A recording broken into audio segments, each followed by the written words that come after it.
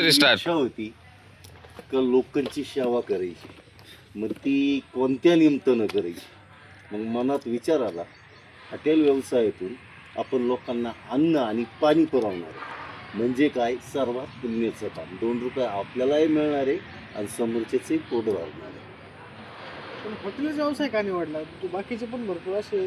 हा हेच कारण ना, का लोकांचं पोट भरवणं गरजेचं आहे, त्यांना तहानलेला पाणी देणं गरजेचं आहे. ह्या हिशोबातून मनात विचार चालू होता.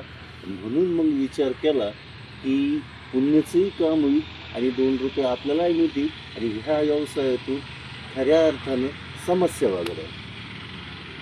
तुमच्या तालुक्याची तुम्हाला रिस्पॉन्स कसा आहे?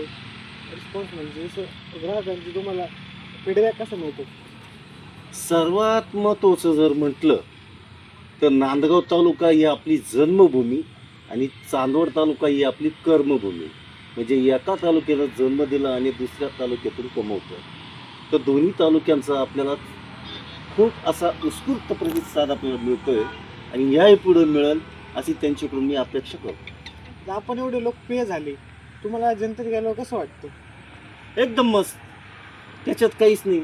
पहिले आपण साधारण होतो, आजही आहे आणि पुढे भविष्यातही कितीही मोठं झालं तरी साधारण बनवत जगणार.